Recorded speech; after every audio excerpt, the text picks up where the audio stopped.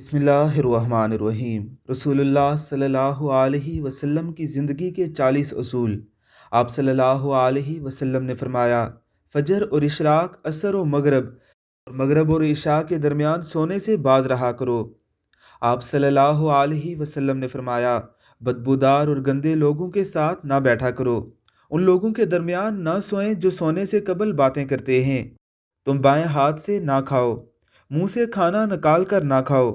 اپنے کھانے پر اداس نہ ہوا کرو، یہ عادت ہمارے اندر ناشکری پیدا کرتی ہے۔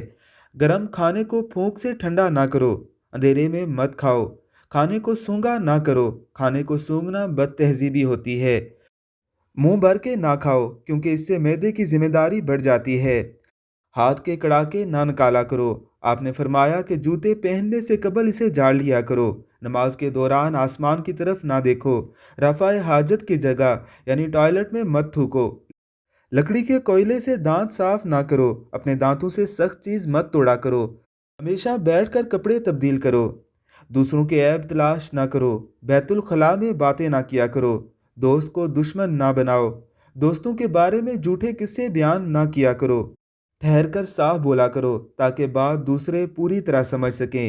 چلتے ہوئے بار بار پیچھے مڑ کر نہ دیکھا کرو۔ ایڑیاں مار کر نہ چلا کرو۔ ایڑیاں مار کر چلنا تکبر کی نشانیوں میں سے ہے۔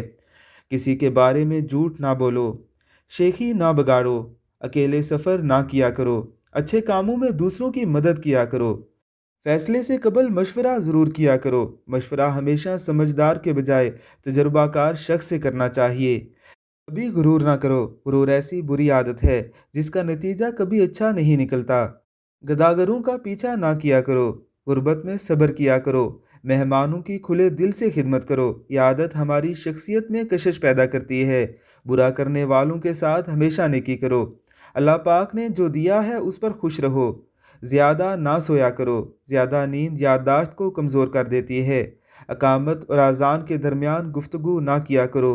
اپنی خامیوں پر غور نہ کیا کرو اور توبہ کیا کرو۔ روزانہ کم از کم 100 بار استغفار کیا کرو۔ اللہ رب العزت کی ذات ہمیں نبوی ہدایات پر عمل کرنے کی توفیق عطا فرمائے۔